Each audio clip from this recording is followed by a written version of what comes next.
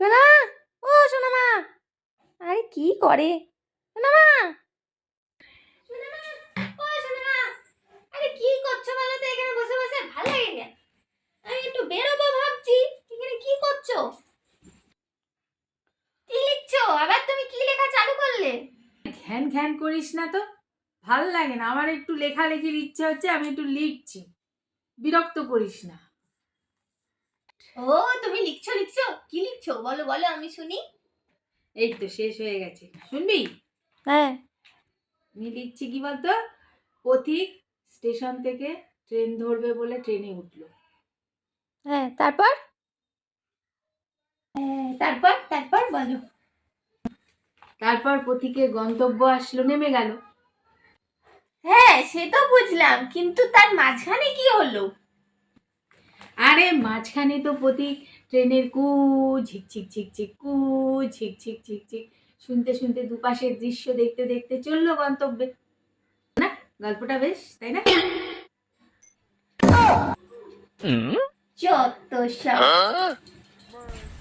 এই পুটি পুটি, তুই বেরোচ্ছিস তো, একটা জ্যান্ত পাই নিয়ে আসবি দোকান থেকে, ওটা ভীষণ ভালো, বুঝেছিস? নিয়ে আসি। সেটা আবার কি? হ্যাঁ? আরে ভাই, গোদা বাংলায় বলছি, তাও বুঝতে পারিস না? তোকে এখন কোন ভাষায় বলবো? হ্যাঁ, জ্যান্ত ইংরেজি কি? হ্যাঁ,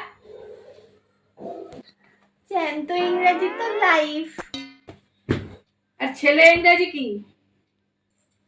তোকে অ কখর মতো শেখাতে হবে। কেন বল? তাহলে দুটো মিলে কি হলো? লাইফ বয়। হ্যাঁ, ওটাই ওটাই আনবি। এই যে রাখলাম তোমার লাইফ বয়।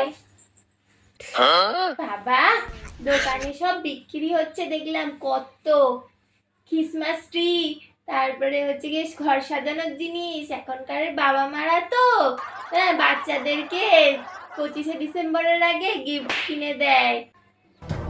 বিদেশে তো শুনি 1 মাস ধরে ছুটি দেয় 25শে ডিসেম্বরের জন্য, নিউ ইয়ারের জন্য। আমাদের এখানেও ছুটি দেয়, যখন পরীক্ষা শেষ হয়ে যায় তারপরে 15 দিন ছুটি দেয়। হ্যাঁ, বিদেশে তো গিফট দেয়, আগেও ছিল এই রীতি।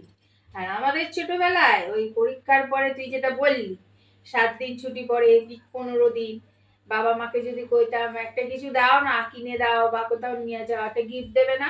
সব বিদেশে কত কিছু গিফট দেয় ছেলে মেয়েদের। আমার মা বলতো, হ্যাঁ হ্যাঁ, দেবো দেবো, গিফট আমার তোর জন্য ব্যবস্থা করা আছে।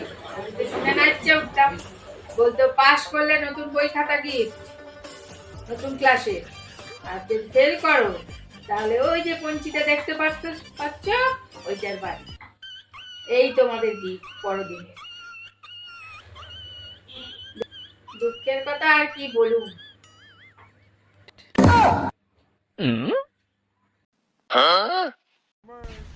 这你别笑。